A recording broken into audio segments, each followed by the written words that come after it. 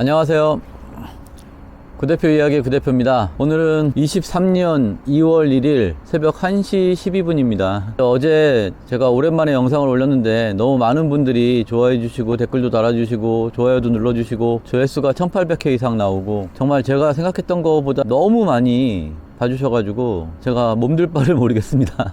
정말 너무 감사드리고요. 앞으로도 열심히 해야 되겠다 이런 생각을 많이 했습니다. 어제 댓글 주신 분 중에 보험 얘기는 많이 해도 좋다라고 말씀하셔가지고 저도 어쩔 수 없이 많이 할 수밖에 없어요. 그게 제일 중요한 내용이기 때문에. 근데 오늘은 사고 났을 때 어떻게 하시면 좋은지, 사고라는 게 안 나면 좋지만 안 날 수는 없잖아요. 크게 걱정하실 필요는 없어요. 일단 사고가 잦으면은 이제 보험 가입이 안 되는 문제가 있을 수 있는데, 그것도 동부화재만 아니라면 환입을 하면 다시 받아주는 경우가 많이 있어서 적당한 사고들은 환입을 하시면 보험회사에서 받아주니까 그것도 너무 걱정하실 필요는 없는데, 일단 기본적으로 3년 안에 3건까지는 보험 가입이 됩니다. 근데 1년 안에 2건의 사고가 있으면 그거는 보험이 가입이 안 돼요. 그러니까 두 가지 조건을 다 만족을 하셔야 돼요. 3년 안에 3건 이내, 1년 안에 1건 이내.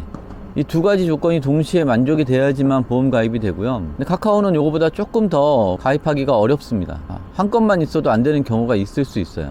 카카오는 조금 문제가 있는데요. 어쨌든 사고가 많이 나면 안 좋지만 그래도 1년에 1건 정도까지는 큰 문제는 없다 알고 계시고요. 이제 사고가 났을 때 당황하셔가지고 어떻게 해야 될지 모르시는 분들이 많은데, 일단 보험사 대표번호로 전화를 해서 보험사를 부르시면 돼요. 그리고 급할 게 없는 게, 오늘 사고가 났다고 지금 바로 안 부르고 고객하고 며칠 상황을 좀 보시고 나서 천천히 접수하셔도 됩니다. 고객분한테 그렇게 말씀하세요. 천천히 접수해도 되니까 한번 좀 상황을 좀 보고 보험 처리를 할지 말지 결정을 하자고 고객한테 말씀하시면 됩니다. 1년 안에만 처리하면 되거든요. 반대로 접수를 해줬는데 고객이 처리를 안 하고 1년 있다가 처리하는 경우도 있어요. 1년 안에만 하면 되기 때문에 사고를 바로 접수하지 않아도 된다는 점 아시고요.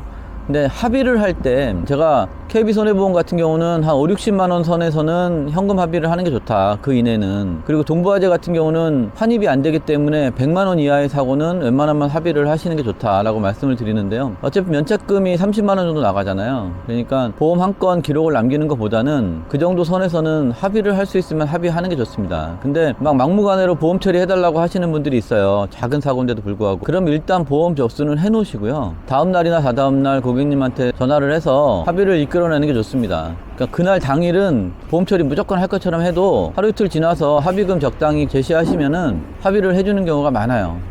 그러니까 그날 무리해서 합의하려고 하면 합의금이 올라가니까 무리해서 하시지 마시고요. 일단 접수부터 하시고 천천히 합의하셔도 된다 말씀 먼저 드리고, 그리고 보험 접수는 직접 하셔야 됩니다. 상황실에서 해주는 게 아니에요. 상황실에서는 정확한 상황을 모르기 때문에 직접 보험회사 대표번호에 전화해가지고 접수를 하시면 되는데, 그때 꼭 상대방 차번호, 그리고 고객님 차번호, 그 다음에 고객님 전화번호나 피해자 전화번호. 차대차 사고일 경우에는 상대방 전화번호하고 차번호가 있어야 되고요. 자차 사고일 경우에는 고객님 전화번호하고 운전한 차번호, 그 두 가지만 있으면 되고요. 그 다음에 차대차 사고가 났을 때는 반드시 경찰도 부르셔야 됩니다. 경찰도 부르시고 보험사도 부르시고 이 두 가지를 다 부르셔야 되는데, 그래야 나중에 혹시나 있을 억울한 일을 당하질 않아요. 근데 단독 사고가 났을 때는 경찰은 부를 필요 없고요. 보험회사에 전화해서 접수하시면 됩니다. 그리고 고객님 전화번호를 꼭 메모해 놓으셔야 돼요. 나중에 고객님하고 합의를 하거나 통화할 일이 있을 때 상황실에서 알려주지 않는 경우가 있거든요. 그래서 사고가 났을 때는 꼭 고객님 전화번호를 먼저 메모를 꼭 해 놓으셔라. 이게 굉장히 중요합니다.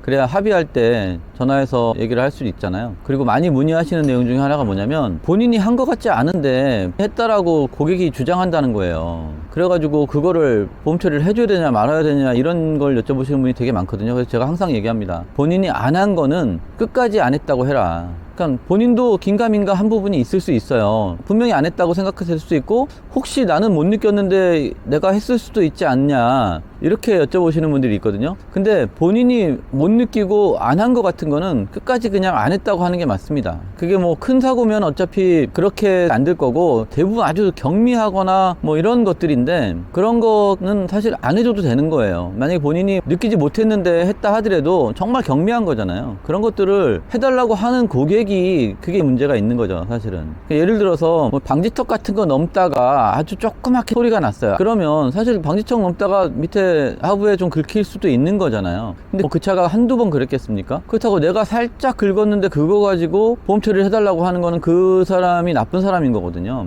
근데 소리가 살짝 나긴 났는데 그런 경우에는 글쎄 이건 제가 뭐 잘못 말씀드리는 걸 수도 있는데 그냥 안 났다고 해도 그걸 어떻게 증명할 수가 없어요. 그렇기 때문에 정상적인 내용은 아닐 수 있는데 그런 아주 경미한 것들은 그냥 아니라고, 그런 적 없다라고 하는 것도 방법입니다. 특히 하부가 그래요. 하부가 그건 진짜 억울하거든요. 하부에 스크래치가 하나만 있는 것도 아니고, 만약에 크게 소리가 났다면 조금 뭐 합의를 하시든지 해야 되는데 그런 게 아니라면 그냥 넘어가는 것도 방법 중에 하나입니다. 그리고 또한 고객이 살짝 부딪힌 것 같은데 라고 얘기했을 때는 반드시 확인을 해 보셔야 돼요, 그 자리에서. 그리고 그 자리에 사진 같은 거 다 찍어 놓고 아니라는 거를 확실하게 해 놓고 출발하셔야지, 나중에 가서 보죠 이렇게 했다가는 어느 부분이 부딪혔는지 나중엔 알 수가 없잖아요, 도착해서 보면은. 그래서 사고가 났다라고 고객이 컴플레인을 걸면 일단 그 부분부터 확인하고 사진 찍어 놓고, 내가 안 한 것 같으면 무조건 안 했다고 해야 됩니다. 왜냐면 고객이 비슷한 부분에 사고가 있는 걸 미리 알고 있는 고객들이 있어요. 그래서 그쪽 부분에, 비슷한 부분에 진짜 닿는지 안 닿는지는 모르지만 어쨌든 고객이 닿다라고 하는 경우가 있거든요. 그러면서 우리가 하지 않은 거에 대해서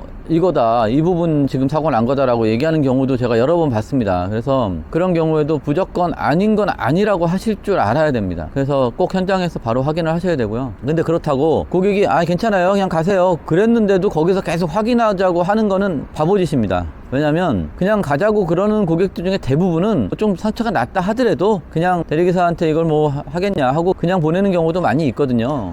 그러니까 그런 경우까지 무조건 내려서 확인하고 그렇게는 안 하시는 게 낫습니다. 고객이 가자 그러는데, 됐다 그러는데 굳이 확인하고 막 따지고 이러는 거는 긁어 부스럼을 만들 수 있기 때문에 안 하시는 게 좋고요. 어쨌든 사고 유형이 여러 가지가 있는데요, 일단 본인이 안 한 거는 무조건 안 했다라고 끝까지 주장을 하시는 게 가장 중요합니다. 그리고 어제도 전화 오신 분 중에 한 분이, 다른 사람은 자동이 잘 들어오는데 나만 안 들어오는 것 같다, 나만 제일 늦게 들어오는 것 같다, 왜 그러냐 이렇게 말씀하시는 분이 계세요. 아주 가끔 그런 질문을 하시는 분들이 있는데 그거는 누구도 알 수가 없습니다. 그게 본인이 일찍 잡았을 때는 남들이 언제 오는지 모르니까 보통 남의 떡이 커 보인다고 밖에 얘기를 못 드리겠어요. 왜냐면 이게 랜덤으로 들어가는 거기 때문에 뭐 여러 가지 조건들이 있긴 하지만 다 그래도 공평하게 로즈에서 랜덤으로 주기 때문에 나만 안 들어올 확률은 거의 없어요. 그런데 이제 프로그램이 자꾸 멈추는 분들이 계신데, 그거는 배터리 절약 모드 또는 배터리 최적화 모드를 끄셔야 돼요. 배터리 절약 모드나 배터리